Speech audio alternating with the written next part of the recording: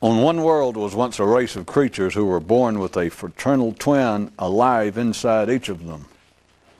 And as they grew and developed, so did their inner twin. And all that they experienced, the twin did also.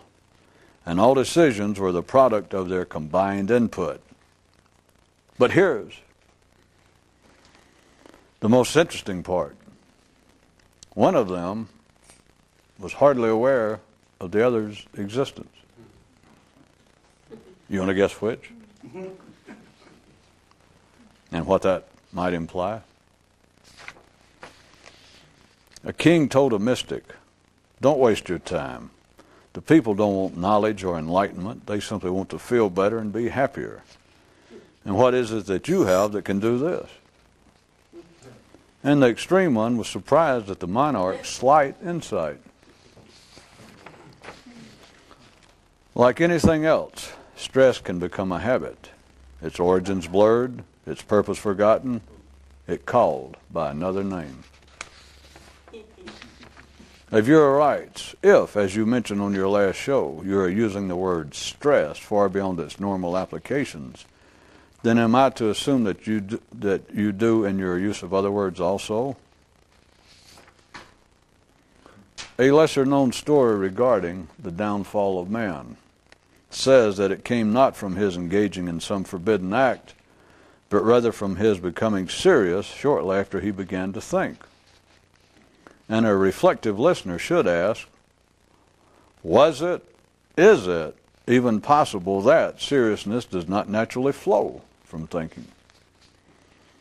Is it something to really be avoided, or a part of thinking's true purpose?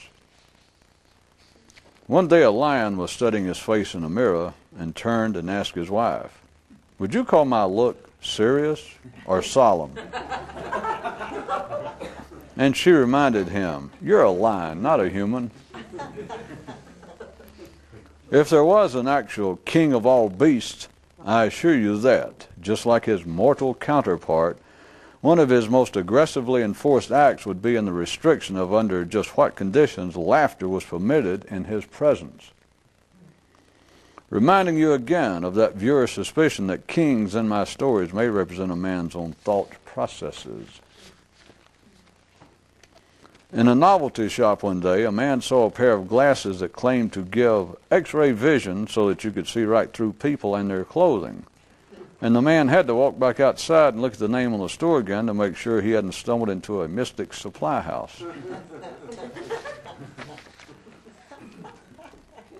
There was once a kingdom centered around a castle in which was a clock that audibly ticked off every passing moment, and whose action also had the potential to point directions.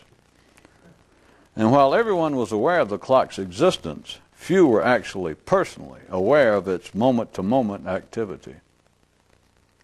Eventually, certain myths began to appear regarding its possible uses, which fewer still ever understood aright. A blank page drawn upon is no longer what it was, and no matter what's sketched, lovers of blank pages will never be satisfied. The past is blank pages. And the head of the secret police so informed his master, is it easier to drug a man who has a full stomach or one still hungry? A question to an enlightened ruler is as good as a report. Stress comes from thought, release from enlightenment. Heads up. A question to an enlightened ruler is as good as a report if no response is involved. From a view, the simple are those who never become serious enough. The religious are those who become serious about the wrong thing. And the sophisticated are those who come to believe that seriousness is overrated. A young monk once asked the head of a mystical order, "Is it a weighty responsibility, knowing the secret?" And the wise one was just too tired to answer. Hey, that was a joke for the night. Lighten up. And now for tonight's Swindler's News.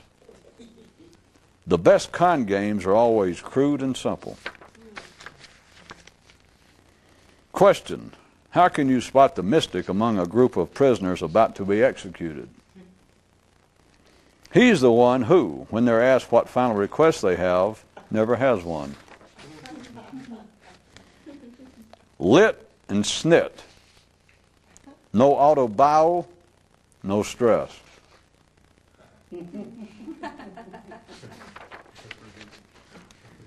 Instead of a head, one man had an aquarium, and in place of thoughts, he had fish. But the water was so murky that he couldn't really tell for sure exactly what was in there. Okay, another one. Instead of a head, one man had a wild game preserve. Never mind, let's go on to something different. At the frontiers of a certain expanding kingdom were placed watchtowers, manned by two lookouts, one on the ground and one up in the tower. Due simply to the laws of optics and physics, things appeared different to the man on the ground than they did to the one above, thus rendering communications between the two always imprecise. And yet, the arrangement worked. And if you can understand how and why, you move closer to seeing the secret. Those who speak of ignorance do not understand the nature of knowledge. Imagine for a moment that there are two types of knowledge: the mystical transcendental variety regarding the basic nature of life, and then the common, practical knowledge possessed by everyone and necessary for everyday existence. But now further picture that an unrecognized purpose of the latter type of common knowledge is to create a background upon which ignorance can make its appearance. Would not such a situation clear up a multitude of unanswerable questions and unfathomable paradoxes in the life of man? Sorry. Not supposed to editorialize in the news part of the program. There was once a band of mystics whose reputed motto was, "If it can be understood, it's a waste of time." Which some say is a condensed version of the original, which read, if it can be understood, it's already a waste of time. Take your pick.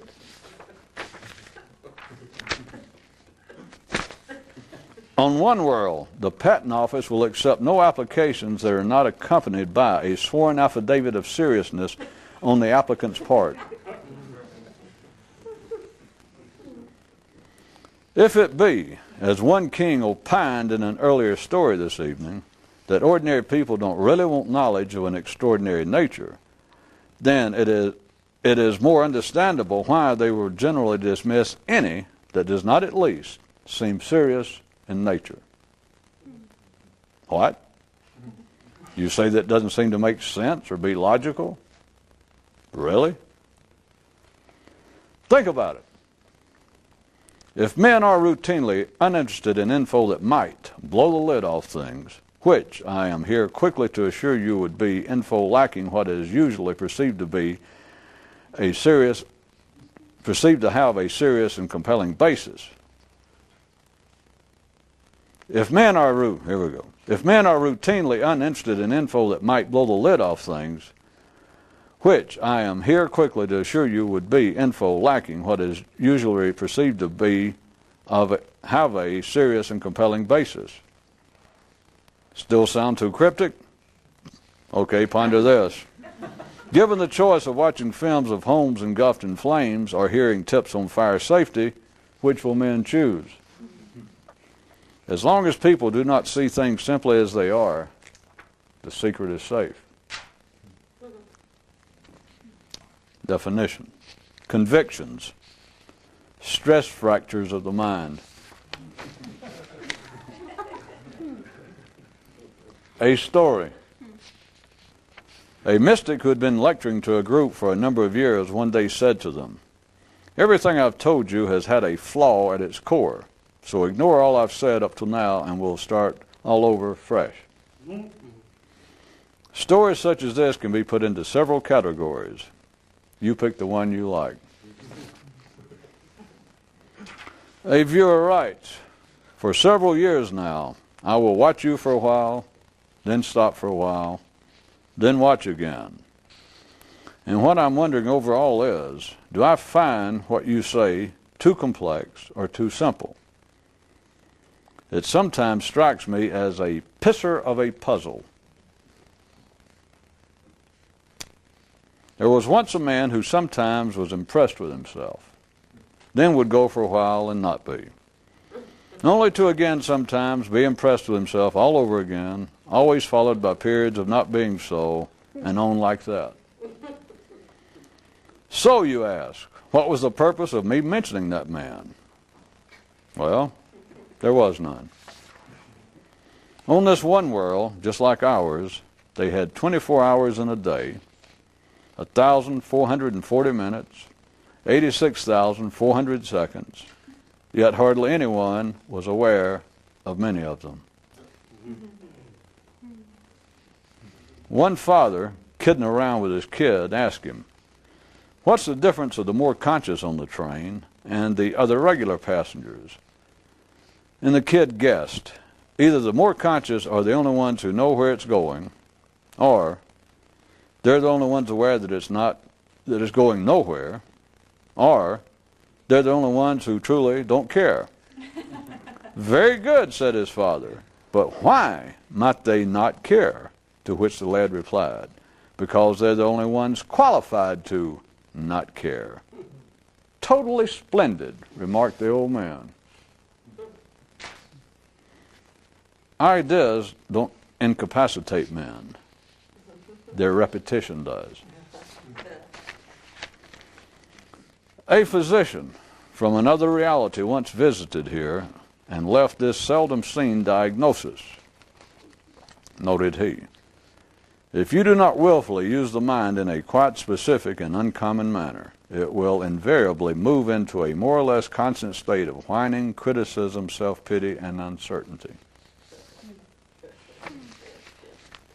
People who believe that God talks to them are not abnormal for specifically that reason, but rather because they have taken something quite simple and straightforward and twisted it all out of usable shape.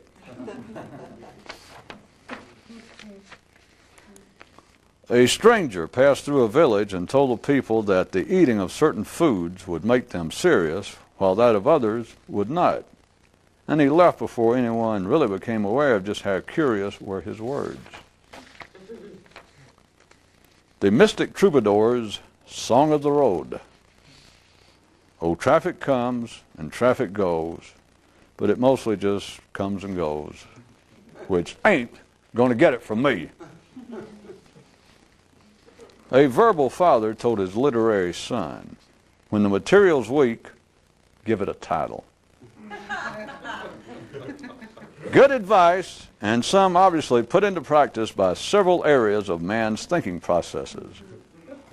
What the hell am I talking about? All of them. One man called out to himself, "Turn up the heat a little, just enough to take the chill off." And his thinking thought, "Oh no, is he about to entertain conflicting ideas again?" When this one guy just couldn't seem to get it all together, he'd sometimes attempt to explain it by saying, "Well, maybe I could have played too if my guitar had been strung upside down like Jimi Hendrix." Or Albert King's, for that matter.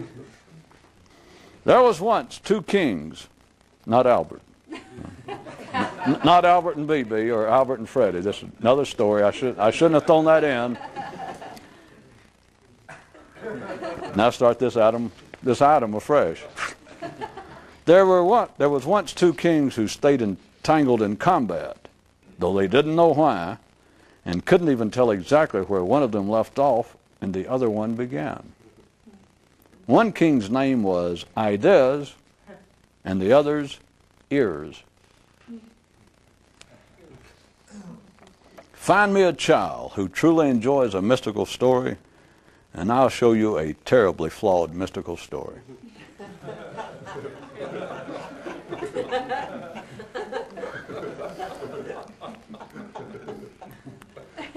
Only the ordinary are interested that 2 plus 2 equals 4. The more conscious don't give a damn.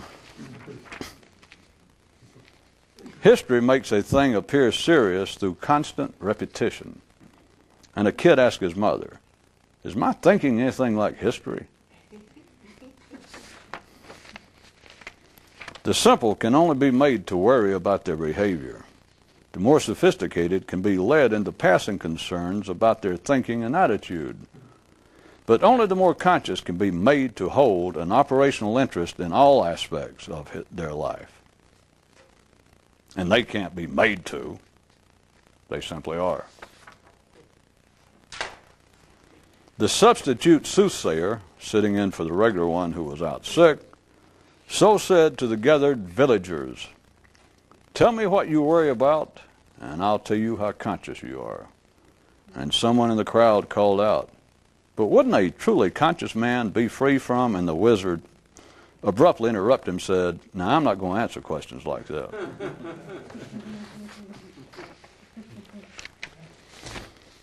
One mystic privately thought of himself as Captain Sincerity, for the same silly reason I'm sure you surmise.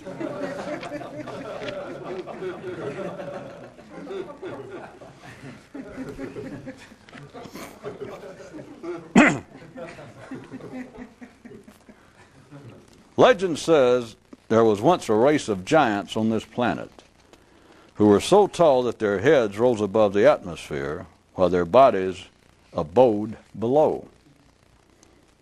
The legend within the legend says that they are still here. Quick tip before our final commercial break. A man with any respect for anything mortal is no mystic. Graffiti on the women's bathroom wall in a certain mystical lodge. Quoting now. The 3 stages of enlightenment. First, you're in the dark like everyone else. Then you begin to catch glimpses of life as it is, which others do not. Then one day you see the whole picture laid out before you. Then you find you have trouble holding on to this view. And to help cope with the problem, you sometimes act to yourself as though you don't care one way or the other. Then at times you're able again to see the entirety of life as it is. You care once more, very deeply. Then you lose it again and get pretty pissed. But try and wait around for it to return. And if you can keep this up long enough, you finally get to where you just forget all about this stuff, all this stuff mentioned above, and go on with your enlightened life as it is. And believe it or not, underneath this, someone had the audacity to write, "That was more than 3."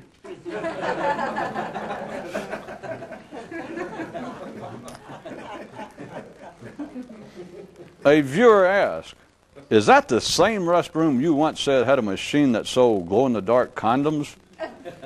And if so, should I still be working to find the mystic's metaphorical significance therein?"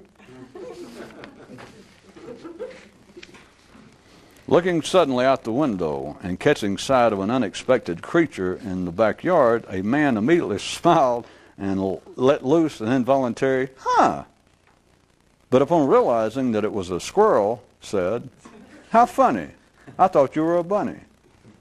And the squirrel, being no stranger to stories of a symbolic nature, in return said to the man, "Get lost." A man asked the local oracle, "Is charity a sign of weakness?" And the wide-eyed one replied, "It's according to whether you're a giving or receiving."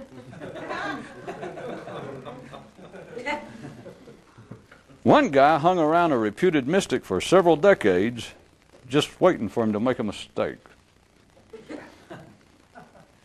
And hung around the neck of one planet of thinking creatures was a sign that announced, "It's all a hobby, just a hobby." Another viewer writes, I started to write you earlier today to say that you sure can confuse me. But after thinking on it for a while, I'm not sure that it is you who confuses me. And even if so, I should be writing to thank you. One man's mind, or attempting to learn something from him, one day asked him, how do you know when to stop? And the man replied, when I stopped, that was the time. If they live long enough, the more conscious will always come to finally think to themselves, it's been a long journey back home, and when thinking this, will never be where they started out. And the man said, when I stop, that is the time.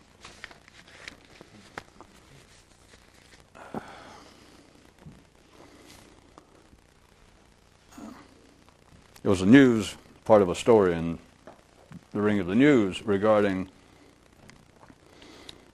it started out talking about a king and etc. But the punchline of it said that a question to an enlightened ruler is as good as a report. If you recall the one, it was the head of the secret police. I must warn you in advance, don't get hung up on it because the punchline had only the most tenuous of connections to the actual story. I mean, that's neither here nor there because the punchline was an idea that stood alone and I just made up. I mean, I came up with the news item. I had to find something that happened today in the news to more or less fit it because, and this story is as good as any, this particular news item. What I'm saying is don't worry about the item and don't even worry when I said that it only has a sketchy connection because there is no item that even I could have made up that would directly apply. Having cleared that up, I believe the story was said that the head of the secret police one day informed his master, that is the head despot, informed him, and here was the quote, is it harder to drug a man who has a full stomach or one who's still hungry? So it said he informed him. And the information was, is it harder to drug a man who has a full stomach than one who is still full or is yet hungry? And then it said, then the punchline said, a question to an enlightened ruler is as good as a report. Sort of taking off on the fact that the story started out saying that the head of the secret police informed the despot, and then it came out in the form of a question. And then the punchline says that a question to an enlightened ruler is as good as a report. And then there was another short item on the next page. And then it immediately jumped back and said heads up, and was a reprise and an expanded version of the original punchline. And this time around it said, a question to an enlightened ruler is as good as a report if no response is involved.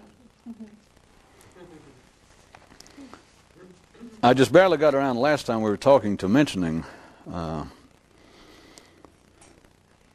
pull out so-called history and to wring its screw-in neck to the point that it makes some sort of useful sense to those with deeper vision.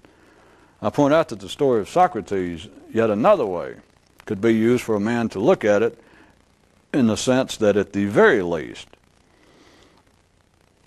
one's available thinking processes now, and I'm using this on the basis of somewhere this side of having the conscious experience of the secret, of being absolutely in a more conscious condition than you were originally, which is everyone's normal state, so that you are simply more conscious. But anywhere between here and there, I was saying that at the very least, as problematic as are the normal workings of man's mind, at the very least what everyone should be doing who's interested in such as this is to make their own mind operate as their own kind of Socrates.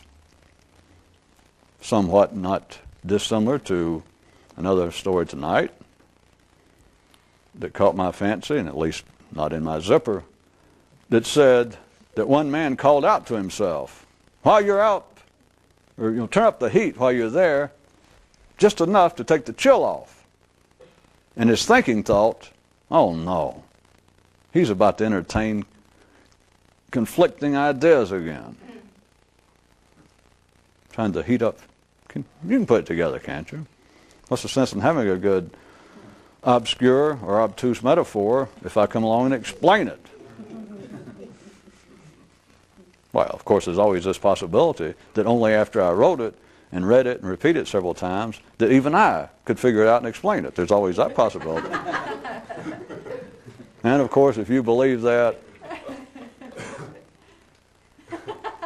well, wait a minute, I've explained things before to where that could be believable.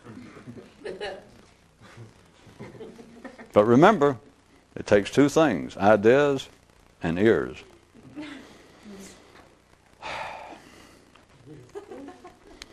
That at the very least, a man's mind should be operating like Socrates. That we're assuming that now that you're there on the metaphorical, mystical Orient Express, you have not yet reached the secret city of Istanbul. You're not in the state that satisfies you, speaking of the conscious state.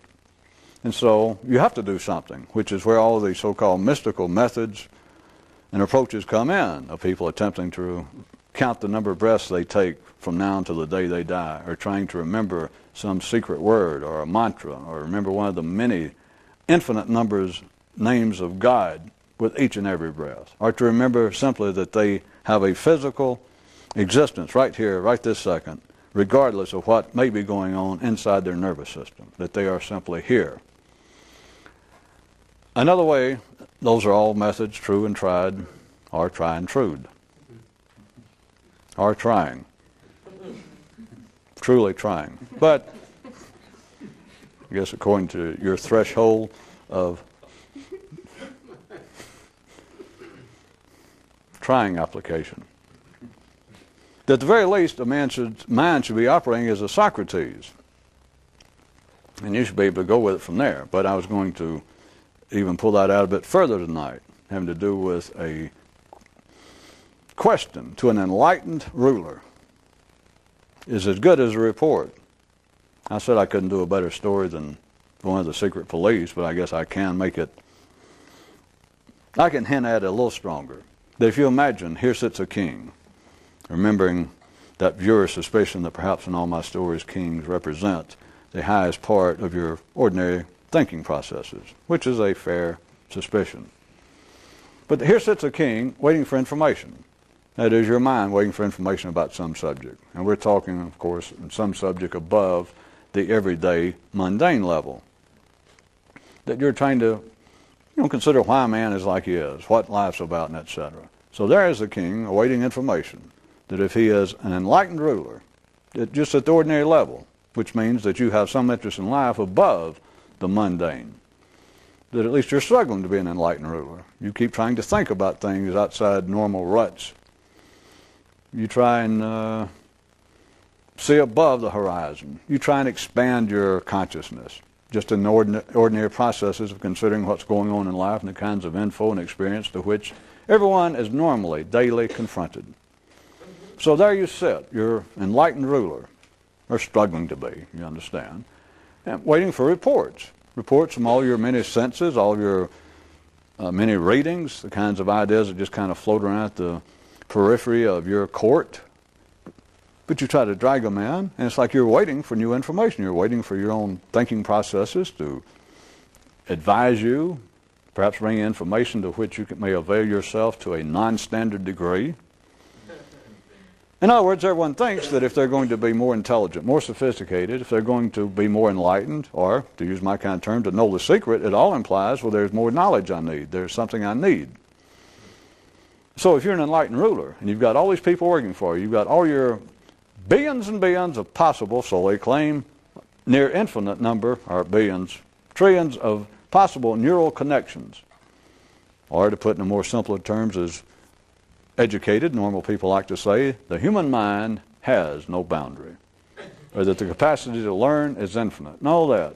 So there sits a king, And being a king, being a ruler, that's why your frontal lobes, and most people, if you'll notice, are put on permanently. I mean, they're not just stuck on with Velcro or something. The damn things are, I mean, they're pretty steady in there. So there the king sits. His duty is to make decisions. It is not his duty. He did not, a king, like same as a queen bee, but a king, in the sense now, the metaphorical sense of the thinking processes, he is not there to go out and fight battles. He's not there to go out and do grunt work. He sits there, and it is up to he, being an enlightened ruler, it is up to he to make decisions, to take in the input, take in the reports, to collect information, to make the kind of decisions upon which he may wisely guide the ship of state. So, you would not expect that an enlightened ruler, or a ruler, would be at all satisfied that here comes the couriers, the courtiers, his ambassadors, his minions, that they come in, and instead of bringing reports, they come in with questions. The point is, you would think, well, he had questions to start with, like, well, I always have questions. A king can never know enough. You must always have more and more information. And so he has all of these foot soldiers, all of these associates and courtiers out gathering information. But how can it be when I say that to an enlightened ruler, a question is as good as a report? How would it work? I assume you're jumping back and forth from my possible metaphorical meaning of this back to a picture of it actually happening in material life. And there the king sits, and they say, well, so-and-so's here, ambassador so-and-so, or spy so-and-so. And he said, well, bring him in. The guy comes in. The king says, well, what? And he has a question. He brings him a question. That is not going to work, is it? I'll repeat the punchline. To an enlightened ruler, a question is as good as a report. And the expanded edition. To an enlightened ruler, a question is as good as a report if no response is involved. All right. I guess enough hinting what I'm saying. That if you know how to use the mind in a certain way, certainly resembling, approaching a metaphorical Socrates, that a question, and I mean in a wide sense, far beyond any possible limitations, ordinary limitations of the connotation and definition of the word, but a question to an enlightened ruler can be just as informative, just as useful as a report. That is, a piece of supposed information, if no response is involved. All right, I'll put it real crude. This is actually too crude, but I should put it at least crude enough that we can go try to press on. That to an enlightened ruler, here comes somebody supposed with information, just like that as your own thought process now, of course. It's not some person coming to you. But you look upon a subject, and you think, this is worthy of my attention. I've always been curious about this. This seems to be important. At least I want to know what's going on. And you look at it, and your thinking processes come back with not a report, like, well, here's our opinion, or the best we can make out, or experts say, your best thinking comes back with a question. And it can be just as good, but, or if, there's no response involved, that your thinking comes back with a question, and you don't go, okay, well, let's see. You are no longer an enlightened ruler. Now consider the story of Socrates, keeping that in mind. Let me stretch the story out further, our use of it. By all interpretations, by all sane, ordinary, or even deeply philosophical interpretations of the story, at least taking one crack at it from one angle of it, is that Socrates was condemned. I know that the charges by the Senate were specifically presented, but the condemnation, the irritation that he seemed to cause was, I'll paraphrase it from Plato. Of course, he paraphrased it.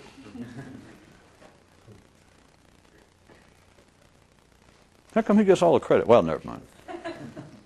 Socrates was condemned for asking questions that no one could answer.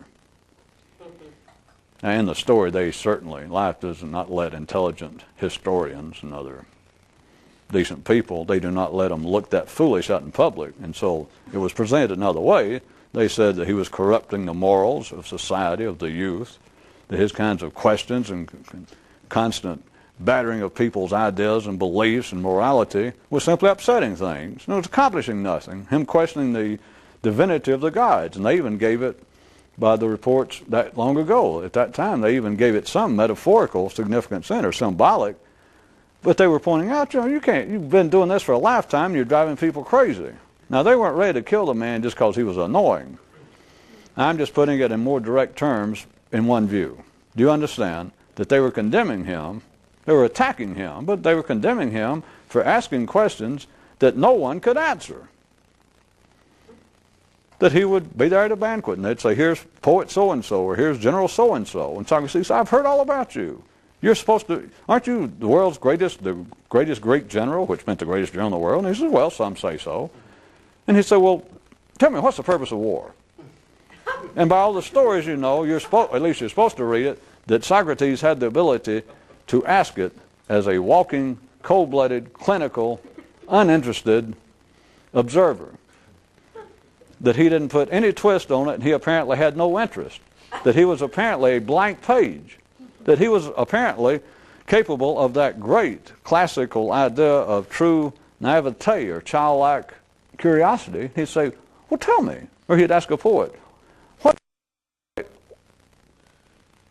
what's the greatest interest of poets? Love? And his guy said, yeah. He'd say, or beauty? And yeah, whatever it was. And Socrates says, well, God, I'm glad I found you, because I've always been interested in that, and I'm not a poet, so what is beauty?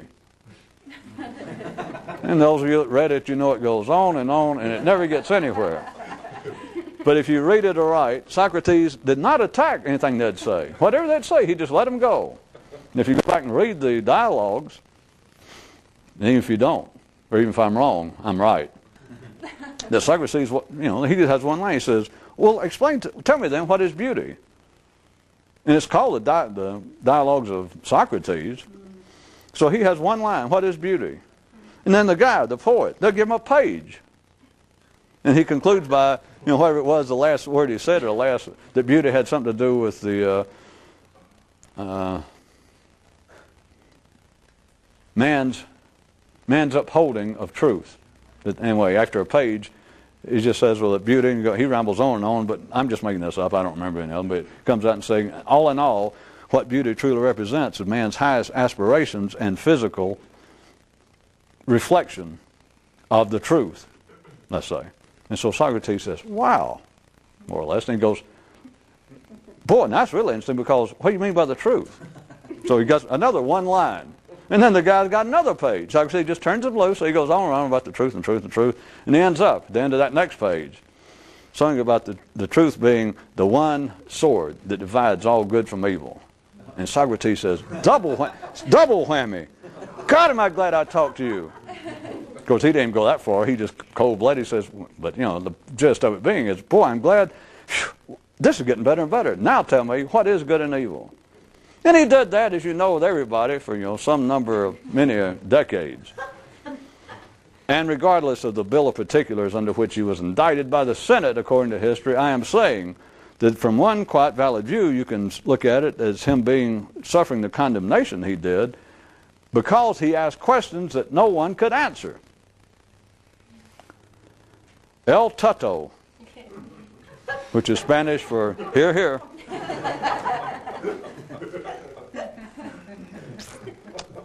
Perhaps Nashville Spanish, but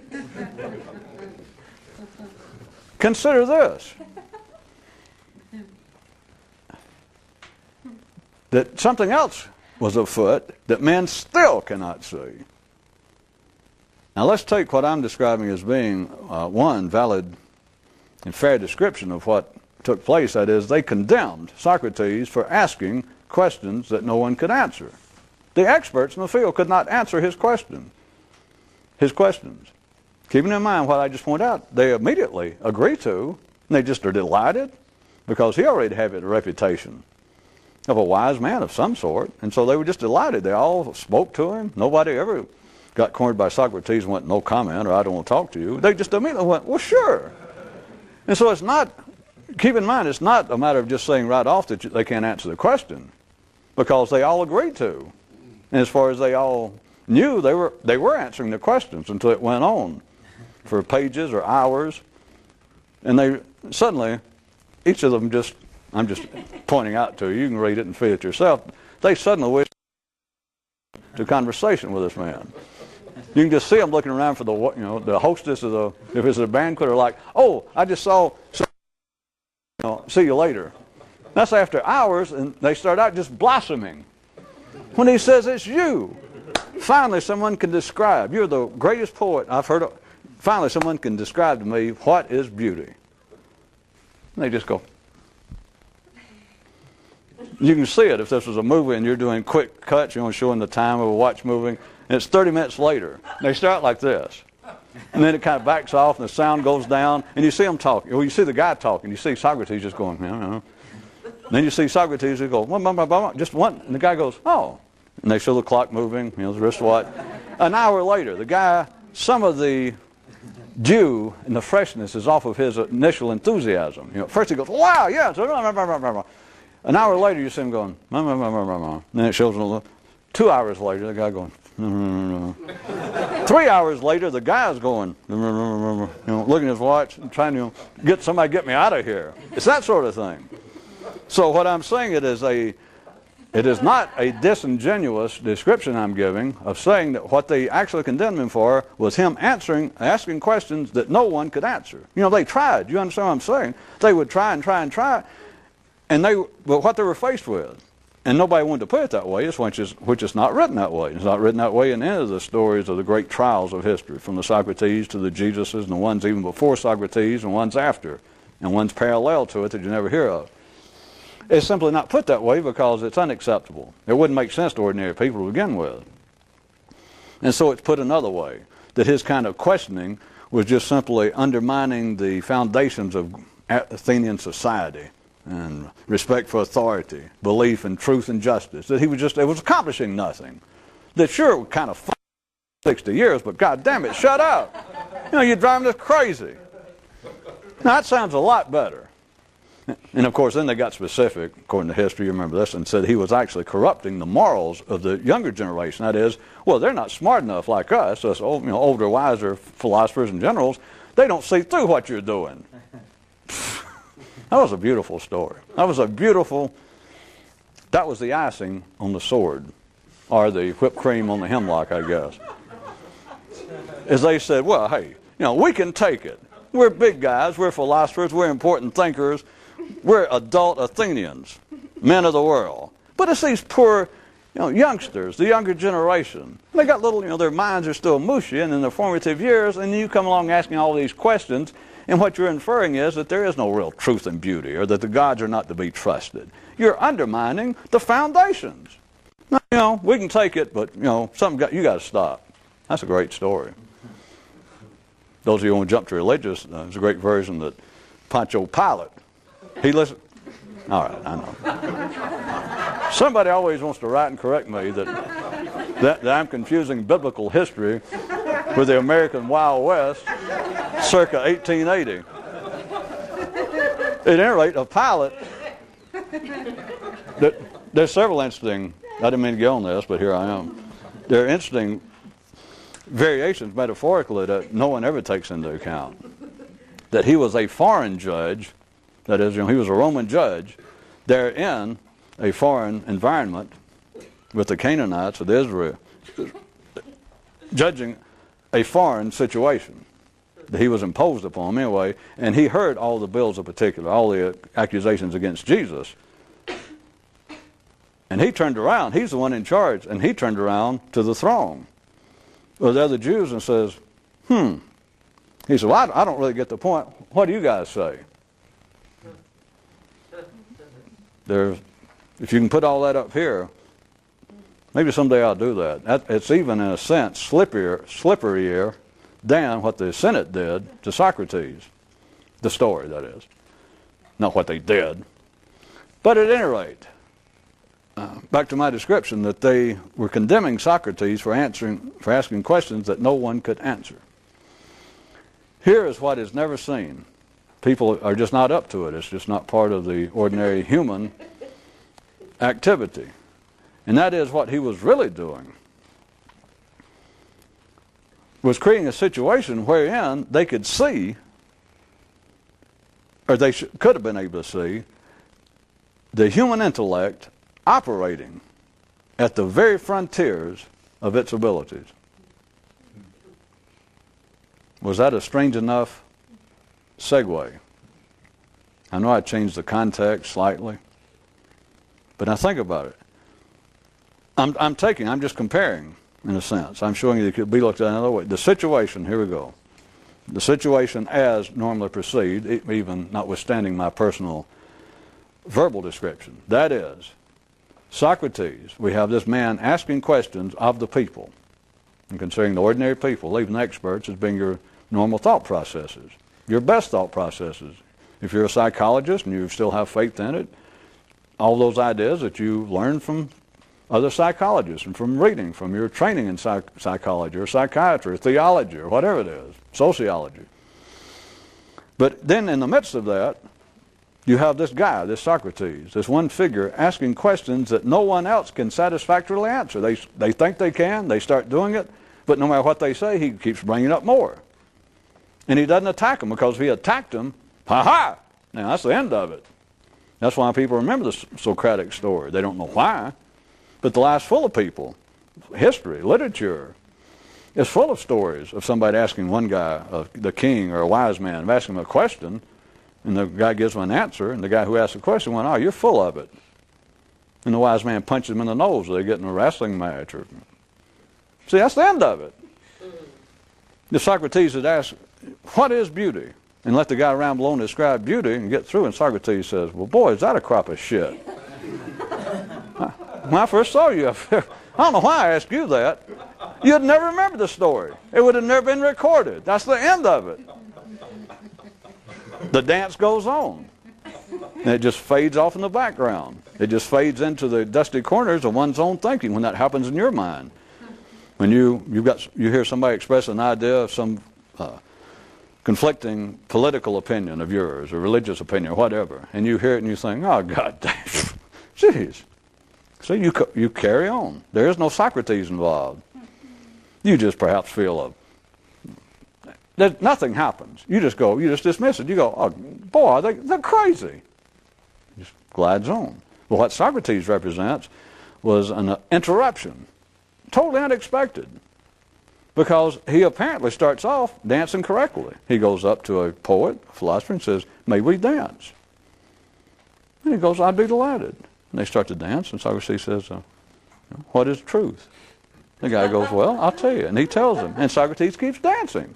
Doesn't tense up. He never says, "Oh, come on." He dances on till the guy seems to wear himself out, and he ended up making some kind of about truth. And Socrates says, "Well, my, am I glad I danced with you? In that case, what is truth?" Now, and they keep on dancing. People finally, I'm suggesting metaphorically what the story represents, they just finally have enough. Why do they have enough? Of course, in the story they said because he began to undermine and corrupt the morals and the thinking of the youth. And we could put it even more crudely and go, that was just a cover. People just get sick of it. No, they don't. People get tired of being run around like that. Oh, no, they don't. No, I just pointed out to you. They never get tired of it. That's why it goes on. That's why you don't hear. That's why the stories don't go on. If he had started dancing with this guy, that is, asking him a question, the guy, they're dancing, he starts describing beauty and what it is, and they keep dancing, and Socrates begins to slow more and more down, and finally just stiffens and goes, "Well, goddamn, you're nuts." And just, I'm going to dance with somebody, and walks off. You'd never heard the story. When that happens in your mind, you never hear the story. History only exists because of repetition. The only way that history makes things seem important is through constant repetition.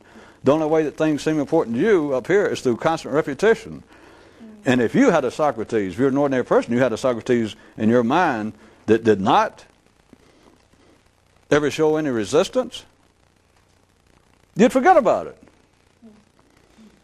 But as long as something resists, you feel like, well, I can dismiss it. Back to what I was going to say. I already said it, but to expand on it for a few minutes that we got left.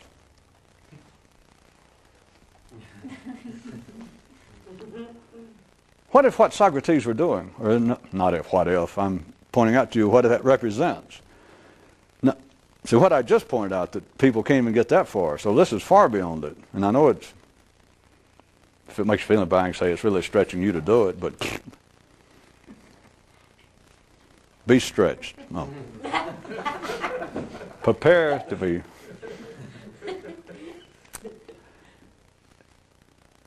They condemned him for asking questions that no one could answer, that never came to a satisfactory conclusion. But what if what they missed, what you're missing now, people who read it and think of anything along that line, what you're missing is he set up a situation, that if you take it as history, that he actually set up a situation that rather than the participants or the observers being offended or even irritated, that look what he's doing. He gets people involved with conversations and they go on and on and on, and he keeps asking questions and nobody can answer it. You know, Jesus, forget it. For whatever, however they described it, it's just like, oh, you know, it's a waste of time. Forget it. It's annoying, etc. What if they missed the whole point? That what he represented was not to make the people look bad, not to show that no one's an expert, not to show that no one knows truth from beauty, that not to show that no one can explain anything. Nah, that's too easy.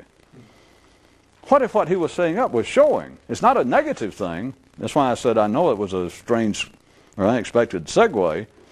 But rather than the condemnation or what he appeared to be doing, rather it being in some form negative. You understand what I mean? That is, he asked about somebody, don't you know what warfare is? Aren't you a general? Don't you know what beauty is? Aren't you a poet? And they go, yes. And he goes, well, tell me what is beauty? Now, rather than look at what he did as being a negative, that is that he let the wind out of their sails, he let the hot air out of these puffed up phony baloney balloons. Not that. Not that he was asking questions and them getting to the point of just exasperation or even so-called attempted highfalutin interpretations, which I know even ordinary people have attempted to say, well, what he did was kind of run these people up against the wall by making them, and him talking to this philosopher so-and-so, by making them suddenly aware that they are full of shit. Or, that's not the way philosophers talk, I know. Or even decent social observers printed in decent magazines. They would say, well, what he was doing was that he questioned these people who claimed to have expertise, who claimed to have understanding in some subject, especially some philosophical subjects such as what is beauty. And what he did was he just kept continuing to ask them. He pressed them on and on without getting overtly aggressive. He just kept questioning them until the point that they were faced with that which they never thought they would be faced with. That is, I don't know what the hell I'm doing. Or I don't know the final answer. And that is what irritated them. Chump sport. It's much better. That's why I want you to understand that would be taken in most ordinary, sophisticated, educated, philosophical levels as a really deep, by God, interpretation. Perhaps a little off the wall, but deep nonetheless. No, it's not. But what I wanted you to see was that would be a negative interpretation. In other words, they were saying what he did had a negative impact. That even if they were trying to look for a deeper symbolic meaning to it, that he kept questioning these people who claimed to know one thing, that they knew what truth was, or beauty, or that they could explain aggression. And he kept questioning them. And it got deeper and deeper, and they just obviously didn't, and they were faced with that. See, that's a negative interpretation, that he was letting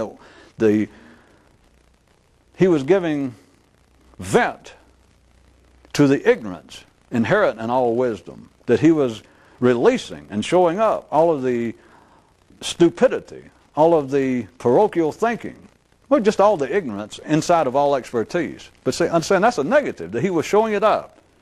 Look at it as a positive. There's a possibility that what makes it unexpected, and I keep backing up, that he was not trying to do that. That would be one interpretation, but this is even broader. That it was not that him saying, see, you don't know. Or even saying, see, men in general do not know what truth is. Or that men do not really know anything, even. That's really broad, right? It's still a negative interpretation. The positive one would be to see that what he did was set up a situation which no one involved could see. People now read it and don't see it because people still cannot ordinarily do it. Is that what he set up? Now take the same description, that is, that yes, he had people involved, experts, which made the story more interesting, reputed experts in their field, and he said, what is truth? What is beauty? What's aggression? What is God? What is life? And they went on and on and on and on and on until it just obvious that They weren't getting. They didn't know. Even in the midst of them saying, well, yes, I know, and continued to answer deeper and deeper questions. To where if you look at it, you think, well, they don't know. That's negative. What if what he was setting up that they cannot see and people still cannot see was that whole scenario? Picture this of one part of man's thinking, one part of man's mind, talking to the parts that seem to know everything, his Socratic part of his mind, and he keeps asking them questions, totally, impartially. And they keep going, answer, and they didn't get anywhere.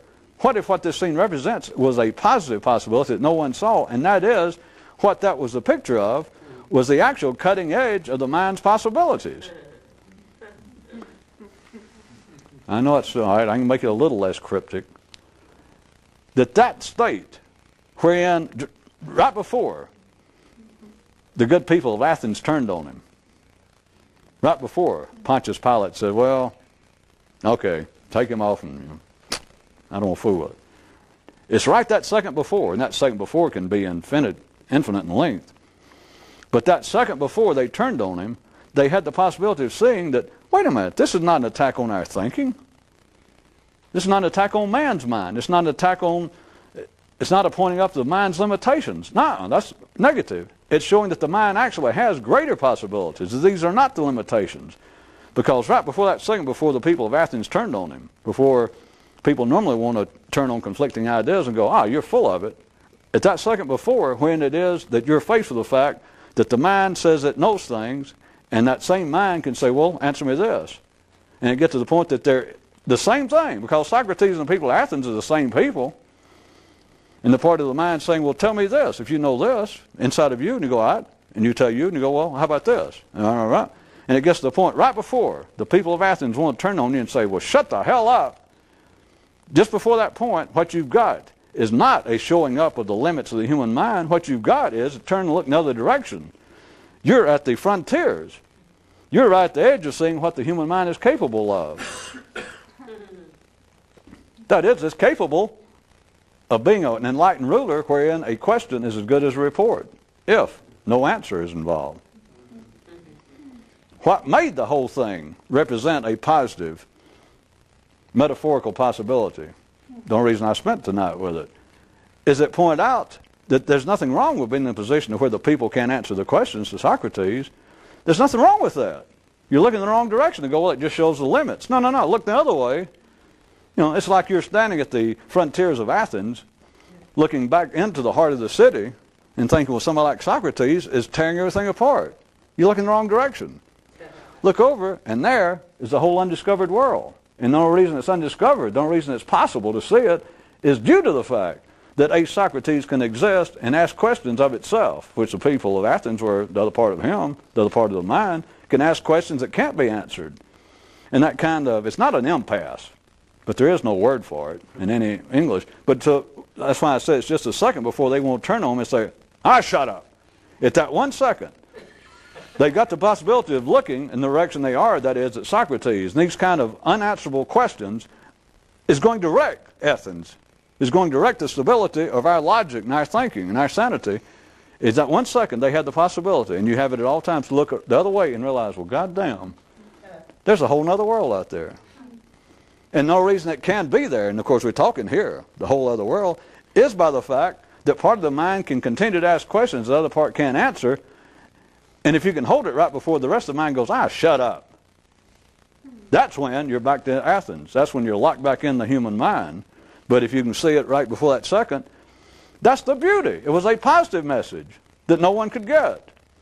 Rather than them going, well, goddamn, you're making me look like an ass. You keep asking questions I can't answer. I think I can. You tricked me. They missed the whole point. Well, we knew that, but somewhere along the way, one of those poets, if it was my version, if it was a mystic's version, somewhere along the way, one of them would go, well, I'll be down. Because he had realized what Socrates was doing. That it wasn't an attack on him. It was not an attack on the limits of human knowledge. It was an attempt to get people to get to the point that they're about to break. Athens was about to fall apart. The Pax Romana, there in the place of Jerusalem, was about to blow up. And Pontius Pilate had to say, wait a minute, we got to stop this shit.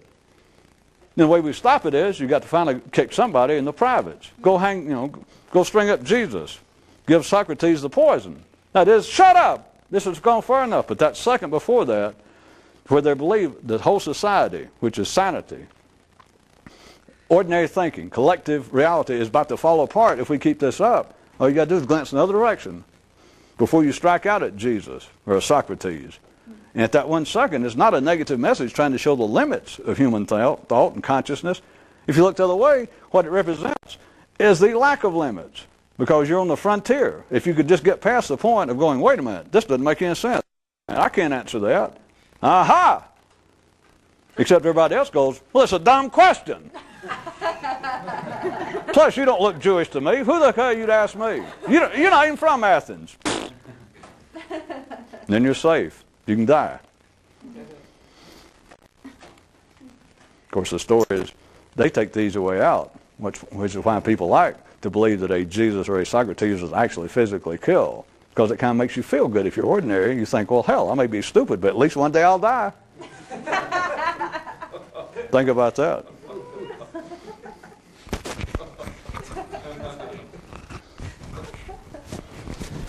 Worse yet, the ordinary human emotions, I'll ask you, why is it that humans,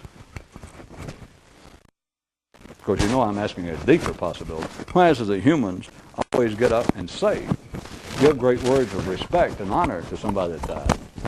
Now forget the ordinary, I'm not attacking it, but what else could possibly be other than trying to make yourself feel good or pay homage to your loved ones? Something else also afoot. When they're dead, get up and just honor the hell out of them. And don't take an easy, cynical way and go, well, yeah, that's the way it is. Keep my flowers while I yet live. See, some of you didn't know that brother